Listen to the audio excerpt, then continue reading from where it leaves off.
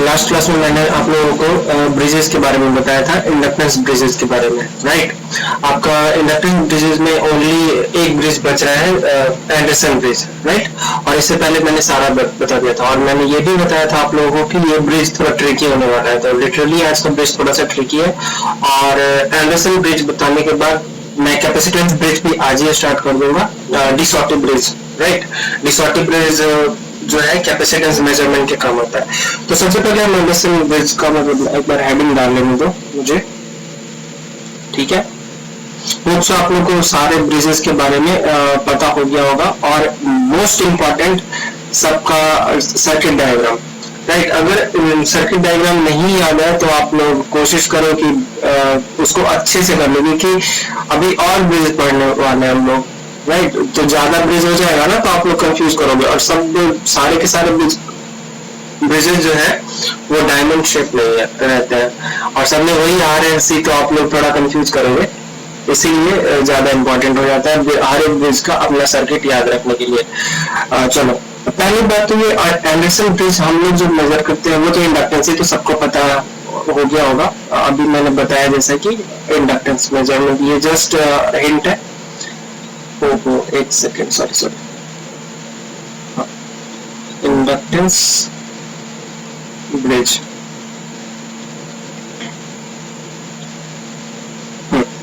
अब देखो, ये ब्रिज जो है मेजर तो ये पे इंडक्टेंस ही करता है, लेकिन ये काफी प्रिसाइज मेजर करता है। प्रिसाइज कहने का मतलब है जैसे अगर लेट्स जो इससे पहले मैंने हेज ब्रिज भी बताया हुआ है आप लोगों को, तो लेट्स जो जस्ट एक समझने के पॉइंट ऑफ व्यू से एग्जांपल लेते हैं। जैसे मान लो कि आपने हेज ब्रिज के थ्रू मेजर किया इंडक्टेंस, राइट।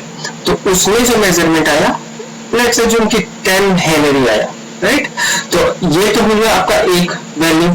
अब let's assume same Anderson bridge, मतलब सेम इंडक्टेंस को, मतलब जो इंडक्टेंस आपने हेज ब्रिज से मेजर किया वही का वही एंडरसन ब्रिज के थ्रू आप मेजर करोगे, तो इसमें जो वैल्यू आएगा ना वो ज्यादा प्रिसाइज आएगा। मतलब कहने का मतलब है ये नियर टू एक्यूरेट, कहने का मतलब है जैसे कि अब आपने मेजर किया 10 हेनरी, तो जरूरी थोड़ी ना कि वो एग्जैक्ट वैल्यू है, इसमें कुछ एरर भी तो होगा। लेकिन एंडरसन ब्रिज क्या करता है, वो जो एरर पार्ट है उसको भी कंसिडर कर लेता है कि भाई एरर कितना है, जैसे कि मतलब 10 आया, लेकिन जो आपने इंडक्टेंस मेजर किया है वो उसका आप प्रैक्टिकल वैल्यू 11 हेनरी है, ठीक है, लेकिन आया है कितना 10 हेनरी। तो एंडरसन ब्रिज क्या करेगा ना, जो वैल्यू देगा आपका वो 11 हेनरी के काफी करीब देगा, कहने का मतलब 10.987 इस टाइप से। तो देख रहे हो ये कुछ ज्यादा ही प्रिसाइज वैल्यू हो गया। मतलब अगर मैं आपसे पूछूं कि हेज ब्रिज की एक्यूरेसी ज्यादा है या एंडरसन ब्रिज की, तो अगर आप डेटा वाइज देखोगे तो एंडरसन ब्रिज की एक्यूरेसी ज्यादा है। क्यों? क्योंकि देखो 11 के करीब कौन ज्यादा है, ये या 10 हेनरी, तो ऑब्वियसली बात है ये वाला ज्यादा एक्यूरेट है, राइट। तो इसीलिए पहली बात तो यही है कि अगर आपसे मतलब आपको बोल देता है कि अगर मुझे प्रिसाइज मेजरमेंट, ये ऑब्जेक्टिव में मान लो एक नंबर का क्वेश्चन आ जाए, अगर बोल दे कि मतलब डिफरेंट इंडक्टेंस ब्रिजेस में सबसे ज्यादा प्रिसाइज वैल्यू कौन देता है, तो आप क्या, आपका आंसर क्या होगा, एंडरसन ब्रिज, राइट। ये सब जो छोटी छोटी बातें मैं बताता रहता हूँ, ये जस्ट एक 2 मार्क्स का जो ऑब्जेक्टिव आएगा, ये आपको नियर फ्यूचर अगर आप इंटरव्यू में बैठते हो या फिर कोई कॉम्पिटिशन में बैठते हो उसमें काम आने वाला है, राइट। और ये सब जो छोटे छोटा पॉइंट्स है आपको अलग दूसरे स्टूडेंट से एक्स्ट्रा एज देगा, मतलब बाकी लोगों से आप अच्छा जानोगे और अच्छा परफॉर्म कर पाओगे, ठीक है। तो एंडरसन ब्रिज का क्यों यूज करते हैं हम लोग, तो एंडरसन ब्रिज जो है हमें एकदम प्रिसाइज वैल्यू देता है इंडक्टेंस की, राइट। अब देखो ये क्यों ऐसा है कि हाँ भाई हमारे को ये एक्स्ट्रा प्रिसाइज वैल्यू देता है, वो मैं जस्ट बताता हूँ। इसमें हम लोग एक एक्स्ट्रा चेंज करते हैं। बेसिकली ये कुछ है नहीं, ये मैक्सवेल इंडक्टेंस कैपेसिटेंस ब्रिज जो था इंडक्टेंस मेजरमेंट के लिए, उसी का ये मॉडिफाइड वर्जन है, राइट। ज्यादा कुछ है नहीं इसमें, जस्ट एक थोड़ा सा आपको चेंज दिखेगा, वो मैं अभी बताता हूँ। एक बार जस्ट सर्किट बना लेने दो मुझे, ठीक है। तो देखो इसका जो सर्किट है आपको वो कुछ ऐसा है,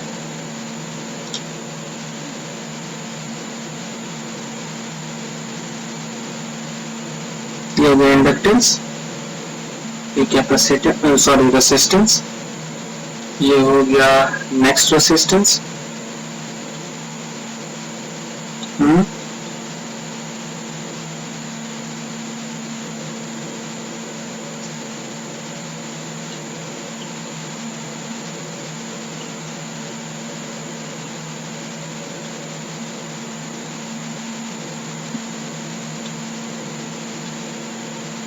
ये हो गया यहाँ पे आपका डिफ्लेक्टर, सॉरी डिटेक्टर, डिफ्लेक्टर में बोल रहा था।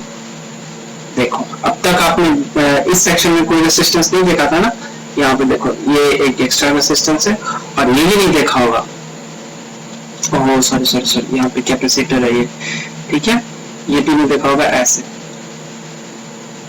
हम लोग जो अब तक देखते हैं विजन, उसमें क्या रहता है, ये सेक्शन रहता है, ये सेक्शन रहता है, ये सेक्शन रहता है, और बस ये सेक्शन, ये दोनों एक्स्ट्रा सेक्शन है, ठीक है। चलो अब मैं बताता हूँ आप लोग को ये चेंज क्या करता है।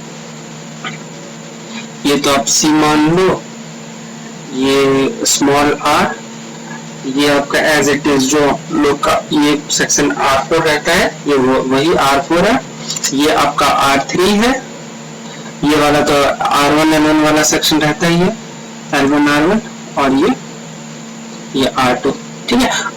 और हाँ, एक कोई भी बुक या फिर कहीं कहीं आप देखोगे वो क्या करता है ना, इस इंडक्टेंस का भी रेजिस्टेंस लेता है, तो कुछ चेंज नहीं होता है, जस्ट आप करोगे क्या ना, मतलब कहीं कहीं होगा आपको दिखेगा कि इस इंडक्टेंस का भी रेजिस्टेंस जो है वो एज्यूम कर लेता है, तो जस्ट कुछ नहीं है, वो मतलब मान के चलते हैं कि जो हम इंडक्टेंस यूज कर रहे हैं वो आइडियल नहीं है, मतलब प्रैक्टिकल रेजिस्टेंस है, इसीलिए वो इसका रेजिस्टेंस कंसीडर करता है। तो ज्यादा कुछ करना नहीं है आपको, जो भी है R1 यहाँ पे उसको इसमें ऐड कर दोगे तो वो आंसर मतलब सेम ही आएगा, ज्यादा कुछ है नहीं, तो उसमें कुछ ऐसा नहीं है कि गलत है हमारा ब्रिज, बिल्कुल सही है, कोई दिक्कत नहीं है, जस्ट आप कंसीडर कर दो तो भी ठीक है, नहीं कंसीडर करो तो बस मेंशन कर दो वहाँ पे कि हाँ हमारा जो ब्रिज है वो आइडियल के केस के लिए, ठीक है। ये हो गया आपका इंडक्टेंस। अब मैं देखो थोड़ा सा समझाता हूँ, अदरवाइज इसका बैलेंसिंग इक्वेशन वगैरह सब कुछ सेम है, मतलब जस्ट सेकेंड, इसमें से वो करंट I1 जाएगा, और चूंकि ये ब्रिज बैलेंस है तो डिटेक्टर से अभी भी कोई करंट नहीं जाएगा, तो मतलब सेम का सेम करंट किससे चला जाएगा, इससे चला जाएगा, I2 is equals to I1 है, sorry I1 is equals to I3 है, ठीक है, इसको मिटा ही देता हूँ, यहाँ पे I3 is equals to I1 है, इसमें से तो आपको कितना जाता है, ये हो गया आपका I2, ठीक है, और ये कितना जाएगा यहाँ पे I4,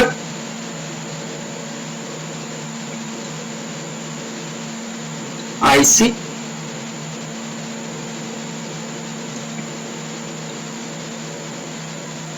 ठीक है, इसमें से भी IC अभी मैं बताता हूँ आप लोगों को, इसमें से भी IC कैसे जाएगा। देख अब पहले ये समझो कि ये जो हमने एक्स्ट्रा दो एलिमेंट लगाया है, ये स्मॉल आर और कैपेसिटर, इसका क्या मतलब है। देखो एग्जैक्टली अब तक हम लोग क्या करते आए थे कि यहाँ पे ओनली मतलब ये सेक्शन, रुको एक सेकेंड मुझे कलर चेंज कर लेंगे, एक सेकेंड ये कलर लेता है, ठीक है। देखो अब तक जो हम करते आए थे वो क्या करते आए थे, ये जो सेक्शन था, ओहो सॉरी सॉरी सॉरी सॉरी, हाँ ठीक है, हम लोग क्या करते आए थे, हमारे पास बस ओनली ये सेक्शन हुआ करता था, राइट, ये सेक्शन होता था ना, लेकिन अब क्या होगा ना, मतलब ये तीनों जो सेक्शन है, ठीक है, ये जो तीनों सेक्शन है ये मिल के ब्रिज को बैलेंस करेगा, राइट। तो कहने का मतलब क्या है, मेरे बस ये कहने का मतलब है कि हम लोग जो क्या करते थे, इसका इंडक्टेंस इम्पीडेंस, सॉरी इसका इम्पीडेंस को मल्टीप्लाई करते थे, मतलब ओनली इस सेक्शन का, ठीक है, ये करते थे ना, इस सेक्शन का इम्पीडेंस और इस सेक्शन का इम्पीडेंस मल्टीप्लाई करके हम बैलेंस करते थे।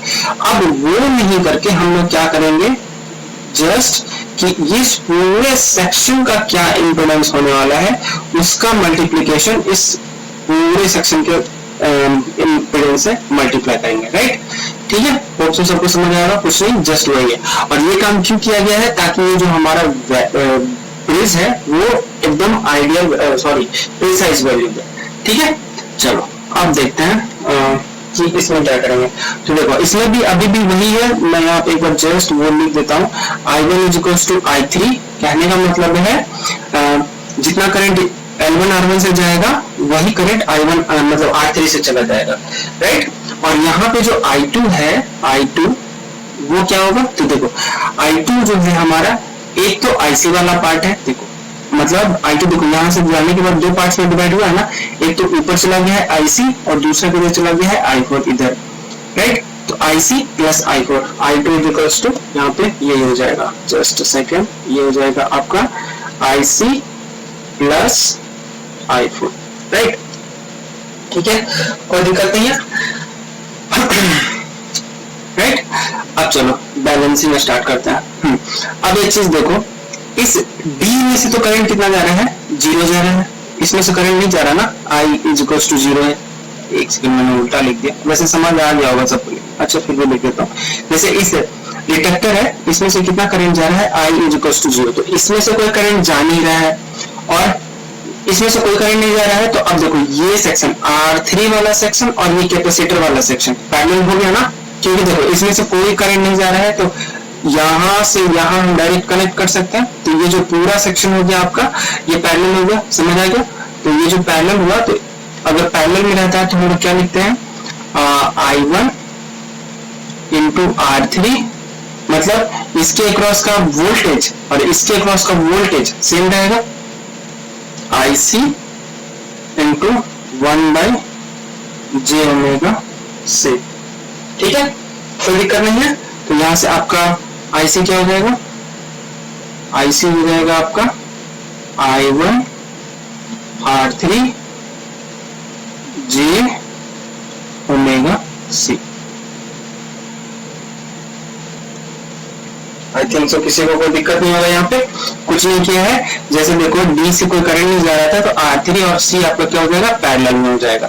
अगर पैरेलल में हो गया तो इसके अक्रॉस का वोल्टेज और इसके अक्रॉस का वोल्टेज सेम हो जाएगा, ठीक है। तो ये चीज वही है, ठीक है।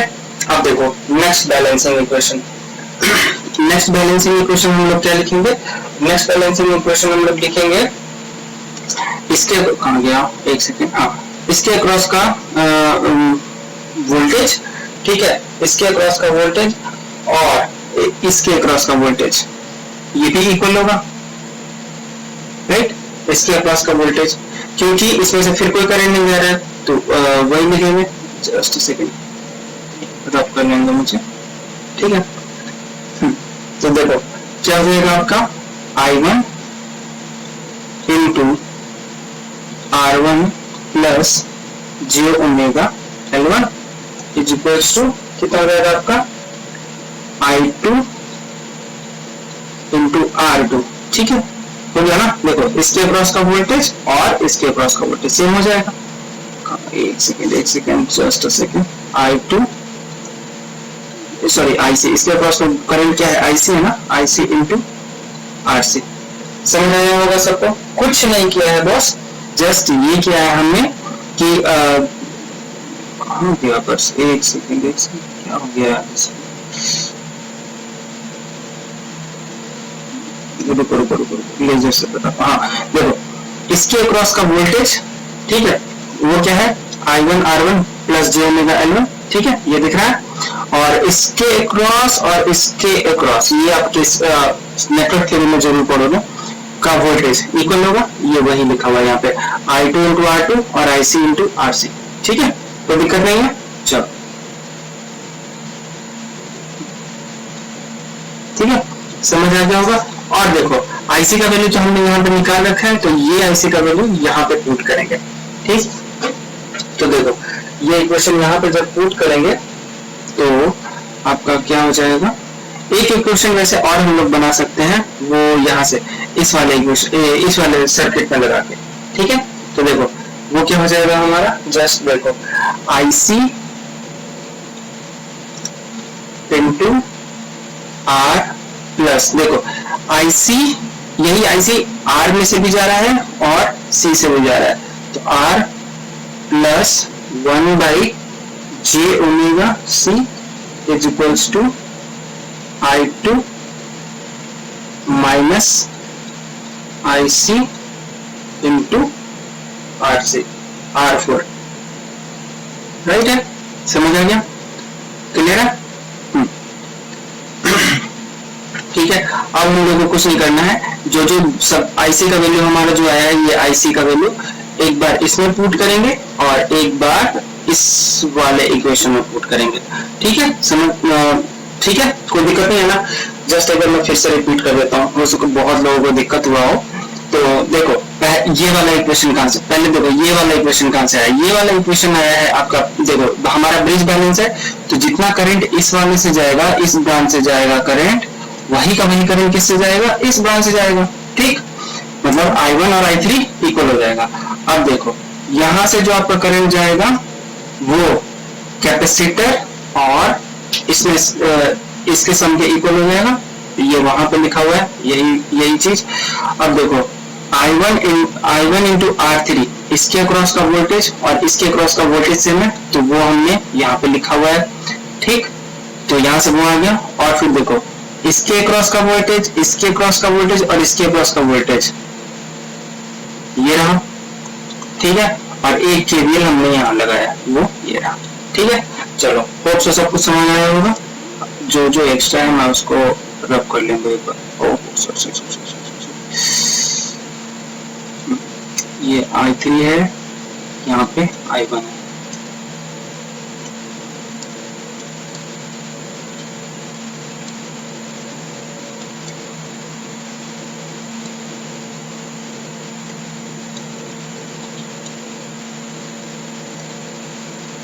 और क्या एक्स्ट्रा है, ये एक्स्ट्रा है, ये एक्स्ट्रा है, ये एक्स्ट्रा है, समझ आ गया। चलो तो अब मैं एक बार रब करके जस्ट फाइनल कर देता हूँ सबको। इधर मिटाता हूँ ये, क्योंकि ये शायद सर्किट सबको समझ आ गया होगा।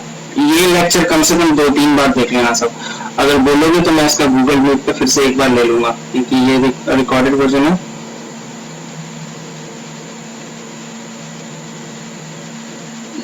Just a second.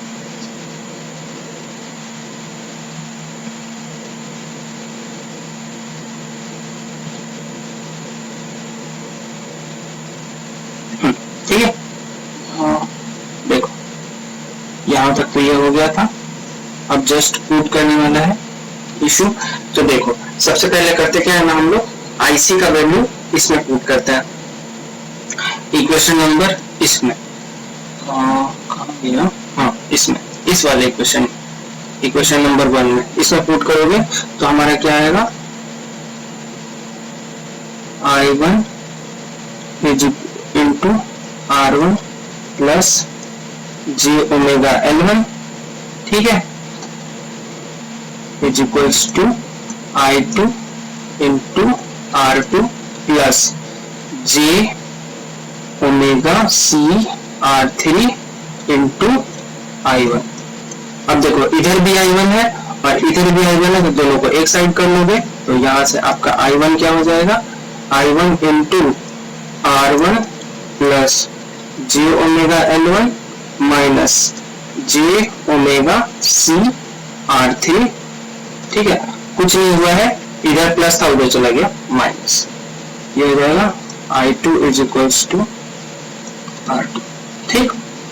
तो यहाँ से अगर मैं और लिखना चाहूँ, इसमें अगर पुट करेंगे IC का वैल्यू इसमें पुट करेंगे तो क्या हो जाएगा आपका j omega C R3 I1, right, R plus 1 by j omega C is equals to I2 minus I1।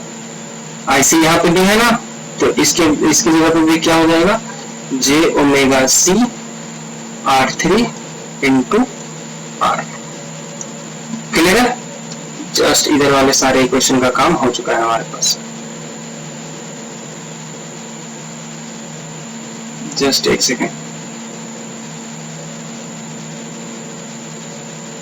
Second boss, सब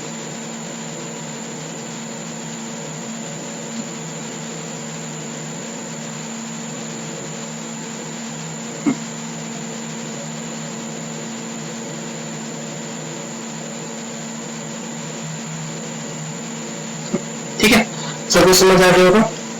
अब देखो मैं यहाँ से डायरेक्ट कर देता हूँ, इसके बाद जस्ट वही सब्स्टिट्यूशन वाला है, नोट्स में मैं पूरा कर दूंगा, राइट।